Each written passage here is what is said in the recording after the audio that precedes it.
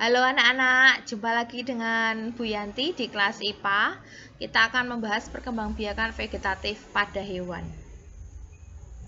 Perkembangbiakan vegetatif pada hewan itu artinya perkembangbiakan tanpa kawin atau tanpa pembuahan atau tanpa meleburnya sel kelamin jantan dan sel kelamin betina ya. Jadi tidak ada perkawinan. Nah, perkembangbiakan vegetatif itu ada 3. Yang pertama tunas, yang kedua fragmentasi, dan yang ketiga adalah membelah diri. Seperti apa? Mari kita lihat bersama. Yang pertama adalah tunas. Nah, tunas ini cara perkembangbiakan hewan yang dilakukan dengan membentuk tunas pada tubuhnya.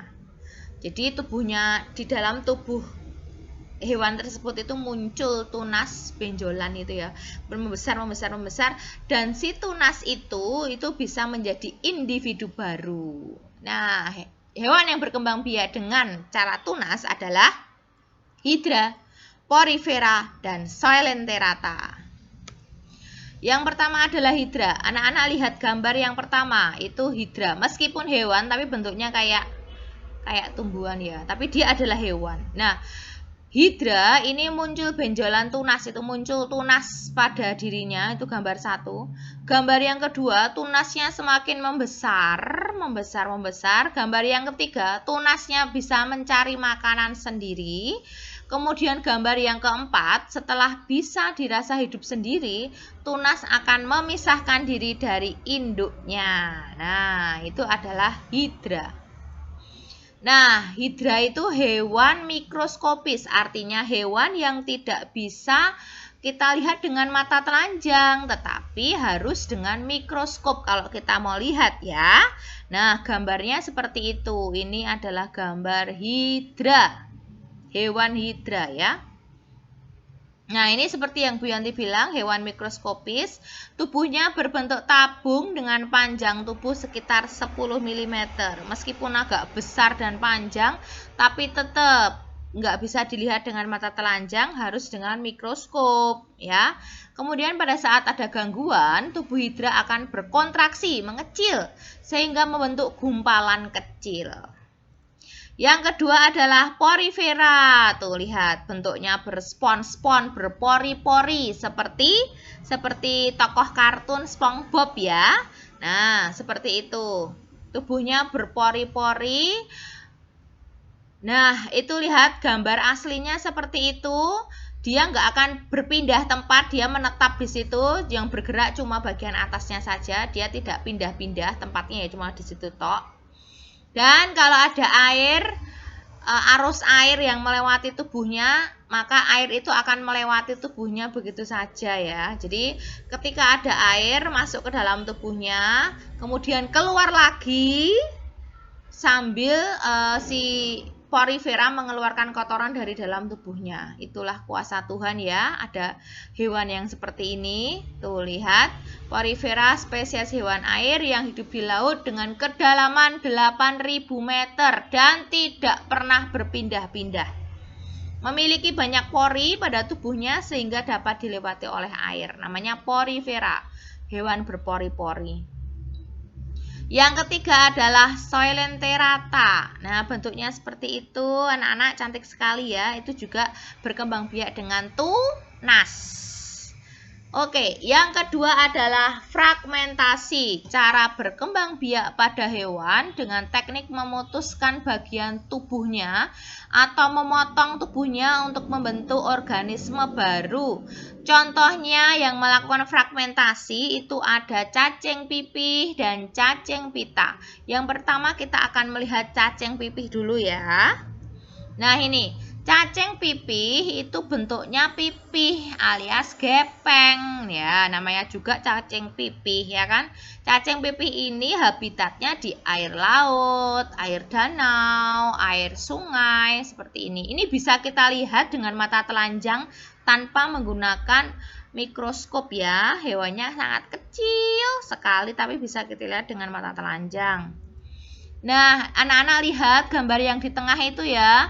Itu ada satu individu atau satu cacing, kemudian membelah menjadi memutuskan tubuhnya menjadi 3. Ada bagian kepala, ada bagian badan, dan ada bagian ekor, ya kan? Nah, bagian badan itu dapat membentuk, ada ngerti-ngerti tumbuh kepala, tumbuh ekor gitu.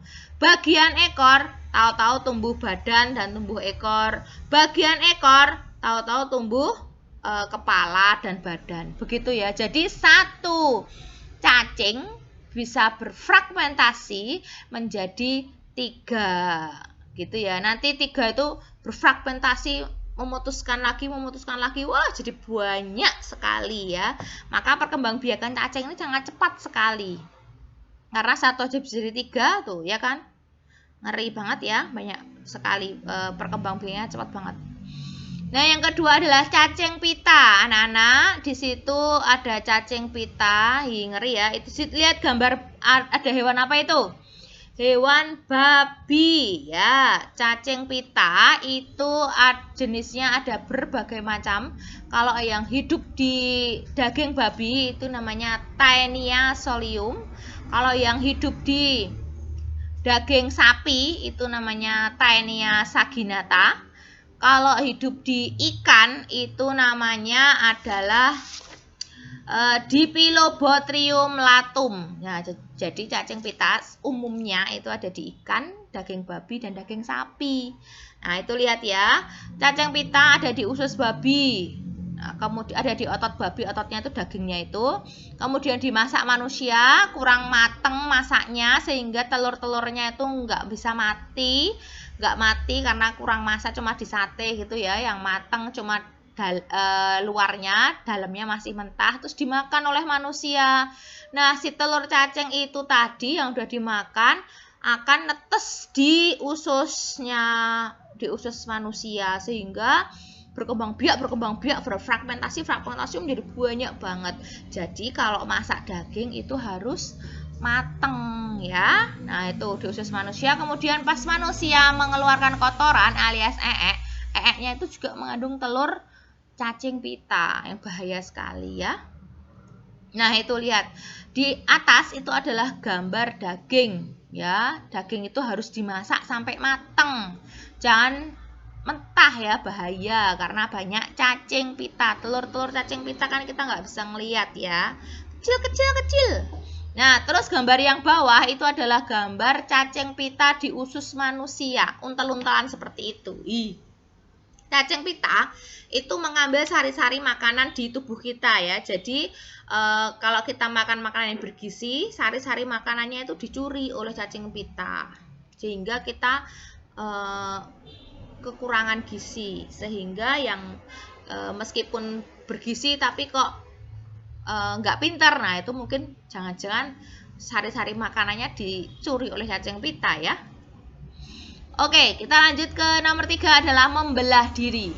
Membagi tubuh menjadi 2 bagian yang sama. Beda loh dengan fragmentasi. Kalau tadi fragmentasi itu memotong tubuhnya menjadi kecil-kecil ya kan. Tapi kalau membelah diri, satu wortel menjadi 2. Satu terbagi menjadi 2 bagian yang sama ya.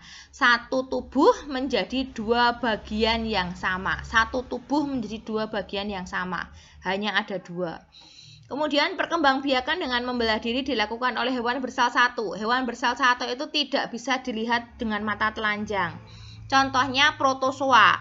Yang termasuk protozoa itu ada amuba, ada paramecium ya. Kita ke amuba. Nah, seperti itu gambar amuba ya anak-anak. Amuba itu gambarnya nggak beraturan, nggak jelas. Dia mempunyai kaki yang semu, kaki semu. Kaki yang bukan kaki beneran, kaki semu itu kaki palsu yang bisa berubah-ubah. Wujudnya amuba itu berubah-ubah. Nah, dia bisa hidup di hewan hidup maupun di dalam tubuh manusia juga bisa, dan dia bisa di tempat-tempat yang kotor. Nah, itu lihat ya, ada inti sel. Inti sel itu membelah menjadi 2, maka menjadi 2 bagian yang sama. Dan amuba ini perkembangbiakannya sangat cepat banget, sangat cepat sekali. Dan yang kedua adalah paramecium. Paramecium itu bentuknya seperti alas sepatu ya. Nah,